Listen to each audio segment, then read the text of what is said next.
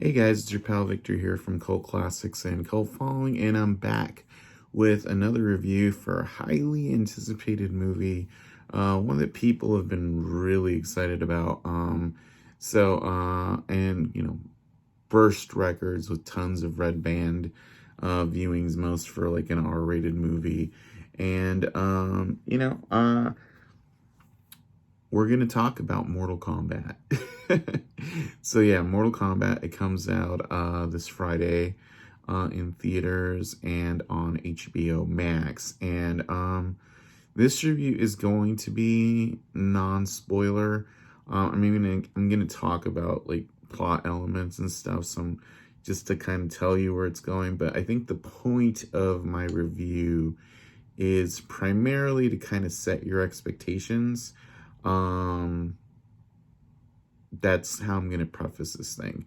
So if you check out this video and you enjoy it, feel free to subscribe, hit the Cult Classics logo in the corner, hit the bell icon, because we get tons of movie reviews. We do tons of like toy reviews, and we're gonna have some other toy reviews this weekend, this week leading up to the release, some Mortal Kombat toy reviews. So just to preface this, the idea of Mortal Kombat should be really easy to adapt. I mean, a lot of people, if you've seen like the 95 Mortal Kombat, it's not, a lot of people consider that like one of the best video game to movie adaptations ever, because, it's pretty simple. It's like, there's these people, collection of people, like Liu Kang, he's like the Shaolin monk, and he wants to rescue his brother. It's not a game element, but it works for the movie. You got Johnny Cage, who wants to prove himself as a real martial artist. You got Sonya, who wants to capture Kano, and she's heard he's going to this tournament. So there's, multiple protagonists. They have to go to this island about this tournament, run by a crazy, Asian guy. And they know there's a strong element of danger. And the reason it works is because basically Mortal Kombat, the game itself, is a ripoff of Enter the Dragon, which is basically that same exact concept. There's three protagonists. They're each going to this ancient tournament to prove themselves on a foreign island run by a crazy Asian guy, Han, in that movie. So it's simple. I mean, you had other stuff like, ancient wizard like Raiden, and, that gives it that little extra bit of like juice that plays to that video game mysticism, that gives it that extra oomph. Like, I'm going to save the Earth Realm, then that's the basic story of Mortal Kombat, that, Earth Realm's lost, X amount of Mortal Kombats. If they lose one more, then Outworld can take over the world, and it's simple, high stakes, but, high stakes added to a more high stakes thing. So this Mortal Kombat movie, Mortal Kombat, it's been in the works for a while. The past 10 years, there's been a lot of like web series, and we thought a few of those were going to get off the ground. They didn't, and eventually we got to this one, produced by James Wan. It's directed by Simon McCoy. I'm sorry. Just have my little notes here. And here's the thing with this Mortal Kombat, and this is what I mean, like, set your expectations. There's some movies that are fairly straightforward adaptations. Like I said, 95 Mortal Kombat, fairly straightforward, very much like the game. It's toned down to PG-13. There's not really fatalities in that sense of the word, but for the most part, it's pretty faithful to the lore, aside from, Scorpion and Sub-Zero being just kind of like interchangeable ninjas, and like clearly Paul W.S. Anderson wasn't interested in those two characters so much, or even Reptiles, so they're kind of like throwaway characters in that movie. In the ensuing like decade since that, in the ensuing time since those movies came out, and especially in the past decade, the lore around Scorpion and Sub-Zero has become much, much more important in the games. So this review is also kind of going to touch on that, on the games itself. Because, yeah, Scorpion is essentially the poster boy for Mortal Kombat now. It's not Liu Kang, and he's not the hero of this movie either. So a lot of you guys are familiar with, or you saw reviews of the first 13 minutes of this movie, which kind of, gives the whole idea, the basic ancient, the ancient, how should I say this? Rivalry between Scorpion and Sub-Zero, how, Sub-Zero's clan wants to wipe out Scorpion's clan, the Shirai Ryu, and end his bloodline. And, we have a lot of that cool ancient stuff touched on here. It's done really well. It has Hiroyuki Sanada, who you know from Westworld. He's one of the Samurai World robots. He's also in the Wolverine. He's in Avengers Endgame. You've seen his face. He's like he's in 47 Ronin. He's a guy you see in a lot of kung fu or Japanese samurai kind of movies, but he's a really good actor as well. And he plays, the human Scorpion that we all know and love before what happens to him. And we have the original Sub-Zero Bihan, and basically they have their fight. It's really epic and a really cool scene. And it's all about, establishing how Sub-Zero defeats Scorpion, or, and he gets sent to hell, but his bloodline survives. And that's kind of like, bloodlines are a very important part of this movie because, as I was saying, some movies are really good about staying to, the game's sort of, the formula.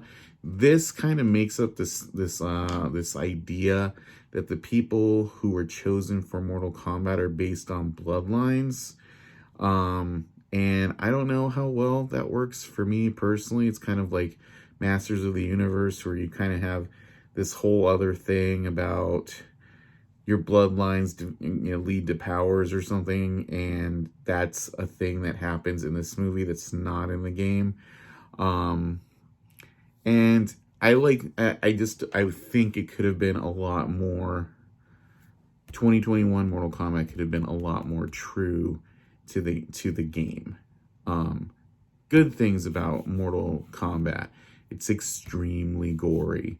If you wanted to see some really sick fatalities from the game come to even more sick life that your PS4 couldn't provide, this gives you that. You get Kung Lao's chainsaw half fatality. You get Liu Kang dragon eating people. You get Scorpion's fatality. You get Sub-Zero fatalities. Kano. And it's cool. I'm not gonna deny that. It is unbelievably cool seeing that stuff. But it's weird when like a lot of the movie isn't really about that. And in and of itself, the movie's kind of like a prequel to a tournament that we don't get in this movie. And that's kind of not fun, because I feel like I wanted that tournament, and I feel like this movie uses a lot of classic characters from the game as fodder, and they're sort of wasted in that regard. I'm not going to tell you which ones, because like I said, I don't want to ruin this experience of this movie for other people, but I feel a lot of people want to see certain characters in these in video game movies, and the way they're utilized in this movie is kind of just like, we need a character to kill off. You pick that one, that one, that one. That one looks interesting. And then it's weird because some of the characters that you wouldn't think would work so well in the movie are actually the best, especially this Australian actor named Josh Lawson, who plays Kano. And I think if you go see this movie, you're going to think Kano is actually one of the most interesting characters in this movie.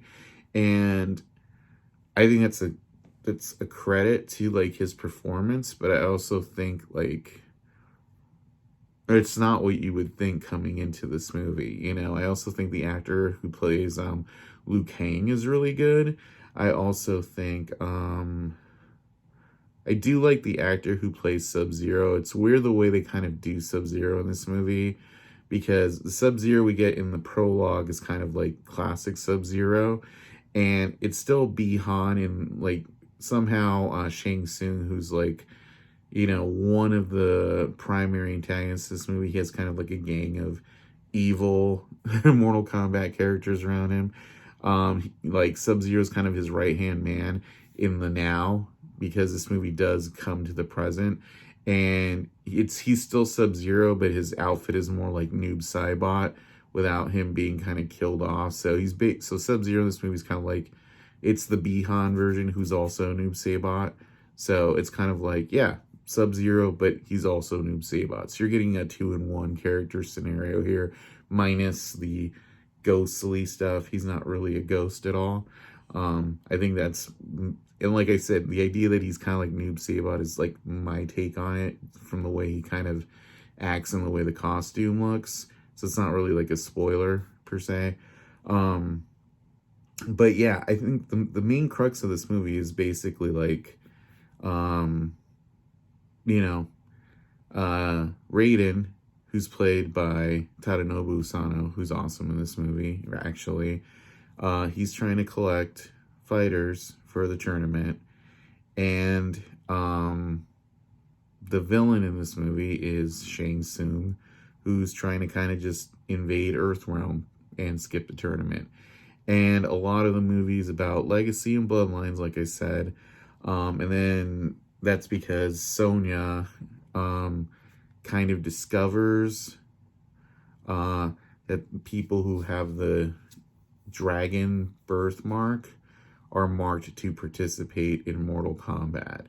I don't like her storyline in this movie either. I'm not really going to get into that. I'm going to do a more spoilery review, but she does come off good in the end, but for the most part, I'm not a fan of her arc in this movie. The actor who plays Jax is actually really good in this too, and he, you know, as you've seen in the commercials probably, and this might be a spoiler if you haven't, he does come off getting a cool overkill from, or fatality from Sub-Zero that rip his hands off, but he survives, you know, but the way they execute that looks really cool. And then a big part of that is just like, there's a lot in this movie that seems like it's building up character, but it, you know, character bits, which I'm usually really a fan of, but also like it just kind of feels like it's killing time. Like when you watch a movie and then it's like, now each of you have to go and face your past or something like that. That's not exactly what happens, because like I said, I don't really want to get into it too much. But yeah, for the most part, like the pacing is kind of an issue in this movie. I will say there's a ton of fan service in this movie, which is cool. I said the violence and the fights are cool. I haven't really talked about Louis Tan's character, Cole Young.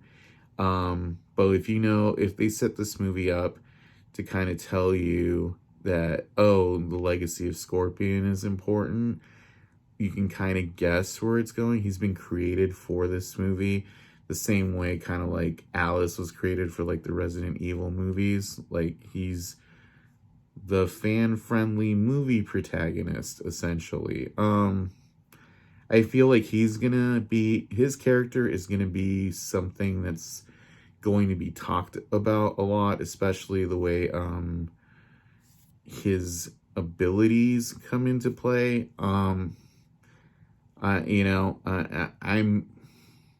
I like Louis Tan. I really like him in Enter the Badlands and Blue Assassins. I think he's a really good actor. He's actually really good in this too, but I just kind of feel like his storyline would have worked better if he was Johnny Cage. And he's not Johnny Cage. A lot of people have been like, oh, I'm sure he's secretly Johnny Cage. He's not. Johnny Cage isn't even in this movie. But I think he works as a protagonist. and it works for the story they're telling.